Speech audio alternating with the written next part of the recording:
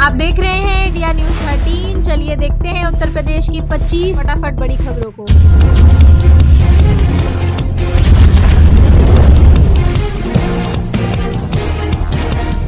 Ration card KYC कराने की क्या है लास्ट डेट। यूपी के इस जिले में 8 लाख लोगों की नहीं हुई KYC। उत्तर प्रदेश के बांदा जिले में अभी भी करीब 6 लाख लोगों की राशन कार्ड KYC पूरी नहीं हुई है। विभाग ने राशन कार्ड में जुड़े सभी सदस्यों की KYC कराने की निर्देश जून माह में दिए थे। इसमें राशन कार्ड धारकों को जून के अंत तक कोटेदारकों के यहाँ जाकर POS मशीन के जरिए अपनी KYC करवाना था। जून माह में सत्यापन की प्रक्रिया में तेजी रही। यूपी में स्मार्ट मीटर लगवाते समय इन बातों का रखें ध्यान, सरकार ने जारी किए दिशा निर्देश। उत्तर प्रदेश सरकार ने स्मार्ट मीटर योजना की सुरक्षा को लेकर बड़ा कदम उठाया। सरकार ने उपभोक्ताओं के बीच भ्रम और चिंता को दूर करने के लिए यह स्पष्ट किया कि सत्यापन प्रक्रिया के दौरान किसी तरह का कोई भ्रष्टाचार न हो। यह योजना बिल्कुल फ्री है, इसके लिए केवल OTP की जरूरत है, इसलिए अफवाहों पर ध्यान न दें। इसे लगवाने के लिए उपभोक्ताओं के रजिस्टर्ड नंबर पर 6 डिजिट का OTP नंबर जाएगा, तो उन्हें बिजली विभाग के अधिकारियों के साथ शेयर करना है। अति सत्यापन वेरिफिकेशन के लिए ऑथराइज्ड लेटर और पहचान पत्र दिखाना है। रिटायर्ड सेना अफसरों की सेना बनेगी, कानपुर में मिलेगी ट्रेनिंग, ये है तैयारियां। साइबर सुरक्षा के लिए जल्दी रिटायर्ड सैन्य अफसरों की फौज तैयार की जाएगी। यह न सिर्फ खुद को साइबर हमलों और साइबर फ्रॉड से सुरक्षित रखेगी, बल्कि देश की मदद भी करेगी। इन सेवानिवृत्त सैन्य अफसरों को साइबर सुरक्षा का प्रशिक्षण IIT कानपुर देने की तैयारी कर रहा है। इसे लेकर बाकायदा प्रयास भी शुरू हो गए हैं। जल्दी समझौते के बाद प्रशिक्षण शुरू हो जाएगा। इसके लिए IIT में स्थापित 3i हब के विशेषज्ञ साइबर सुरक्षा से जुड़ा विशेष कोर्स भी तैयार कर रहे हैं। जॉब अलर्ट, यहाँ 2000 पदों पर होगी भर्ती। 9 और 10 दिसंबर को लगेगा रोजगार मेला। इस पोर्टल से भरे फॉर्म। उत्तर प्रदेश सरकार की ओर से अधिकतर युवाओं को रोजगार देने के लिए लगातार प्रयास किया जा रहा है। इसी कड़ी में प्रत्येक जिले में मौजूद क्षेत्रीय सेवा योजना कार्यालय की ओर से निजी क्षेत्र की लिमिटेड कंपनियों में लगातार वैकेंसी निकाली जाती है। इसी क्रम में प्रयागराज में भी 2 दिन का रोजगार मेला लगेगा। यहाँ के सेवा योजना कार्यालय में जाकर कैंडिडेट आवेदन भी कर सकते हैं और योग्यता के मुताबिक कंपनी चुन सकते हैं। इसका आयोजन 2 दिन होगा।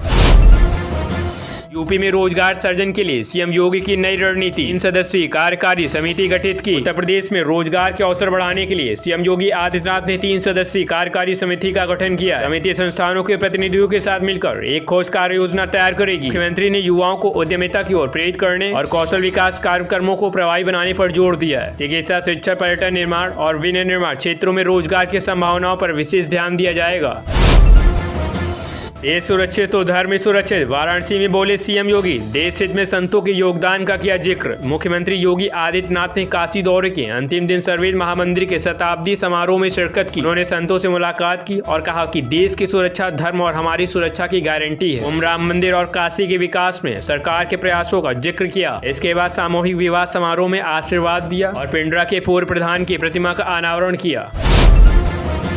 संभल की सच्चाई सामने नहीं आई, इसलिए विपक्ष को रोका जा रहा है। राम गोपाल यादव ने साधा भाजपा पर निशाना। लावलपुर में समाजवादी पार्टी के राष्ट्रीय महासचिव और सांसद प्रोफेसर राम गोपाल यादव ने जगदीश सिंह यादव की प्रतिमा का अनावरण किया। उन्हें केंद्र और प्रदेश सरकार पर भाईचारे को खत्म करने का आरोप लगाया। इस अवसर पर विधायक कृष्ण इंजीनियर ब्रिजेश कठेरिया, पूर्व MLC अरविंद यादव, पूर्व ब्लॉक प्रमुख अम्पाल यादव सहित कई गणमान्य व्यक्ति उपस्थित थे।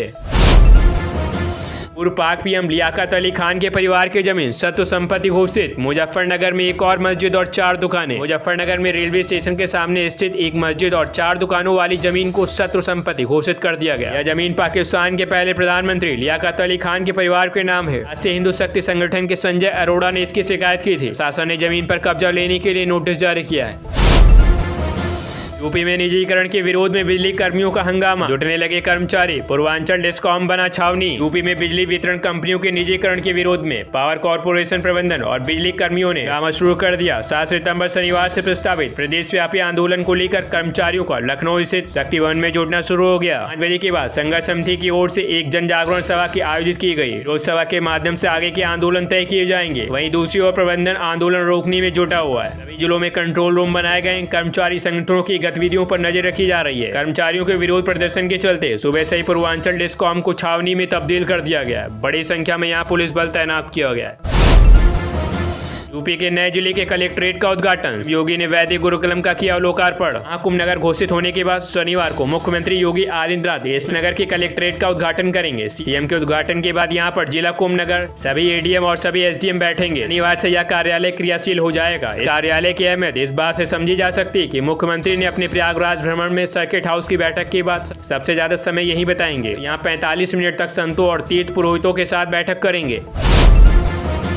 यूपी वाले हो जाएं सावधान, ठंड के बीच बिगड़ने जा रहा है यूपी का मौसम। इन 2 दिनों तक होगी बारिश। उत्तर भारत में पड़ रही ठंड के बीच कई राज्यों में मौसम का मिजाज बदलने जा रहा है। 8 और 9 दिसंबर को पश्चिमी यूपी, पंजाब, हरियाणा समेत कई राज्यों में 2 दिनों तक बारिश होगी। ठंड में हो रही बारिश की वजह से लोगों को और भी मुश्किलों का सामना करना पड़ सकता है। यह बारिश वेस्टर्न डिस्टर्बेंस की वजह से हो रही है, जिसका असर पहाड़ी और मैदानी इलाकों में 8 से 11 दिसंबर तक देखने को मिलेगा। इसके अलावा बंगाल की खाड़ी में बने कम दबाव के क्षेत्र से भी दक्षिण में 10 से 13 दिसंबर तक झमाझम बारिश होगी।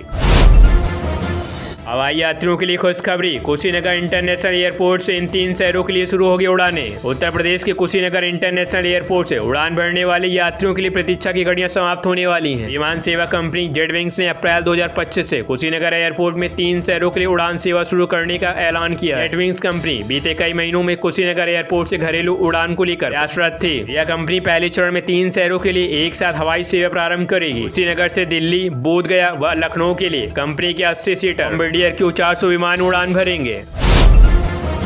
झूला झूलने के दौरान खटोले से गिरी 11 साल की छात्रा, लोहे के एंगल को पकड़कर लटकी, वीडियो हुआ वायरल। सोशल मीडिया पर एक वीडियो तेजी से वायरल हो रहा है। वायरल वीडियो में 11 साल की लड़की झूला झूलने के दौरान अचानक खटोले से नीचे गिर गई। काफी देर तक झूले में अटकी रही। यह नजारा जिसने भी देखा उसकी सांसें अटक गई। वहां अफरा तफरी मच गई। करीब 1 मिनट तक यूं ही हवा में लटकी रही। इस लड़की को धीरे धीरे झूला चलाकर नीचे सुरक्षित उतार लिया गया। सूचना पाकर पहुंचे एसडीएम और सीओ कोतवाल पर बिना परमिशन झूला चला रहे को बंद करवा दिया।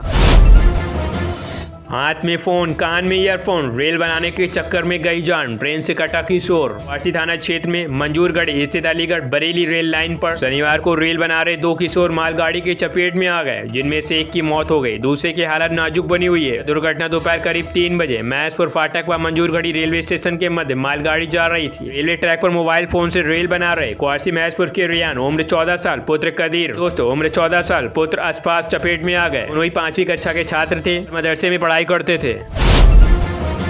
यूपी में आने वाली है नई भर्ती, स्टेनोग्राफर के 600 से ज्यादा पदों पर नोटिफिकेशन जारी। देख ले एज, सैलरी समेत पूरी डिटेल्स। उत्तर प्रदेश में नई सरकारी नौकरी भर्ती का इंतजार कर रहे युवाओं के लिए खुशखबरी है। यूपी में स्टेनोग्राफर भर्ती 2024 का नोटिफिकेशन जारी हो गया है, जिसमें ऑफिशियल वेबसाइट upssc.government.in पर 26 दिसंबर से आवेदन प्रक्रिया शुरू हो रही है। फॉर्म अप्लाई करने की लास्ट डेट 25 जनवरी 2024 है। एप्लीकेशन फीस भुगतान करने की भी आखिरी तारीख यही है। फॉर्म में 1 फरवरी 2025 तक सुधार किया जा सकता है।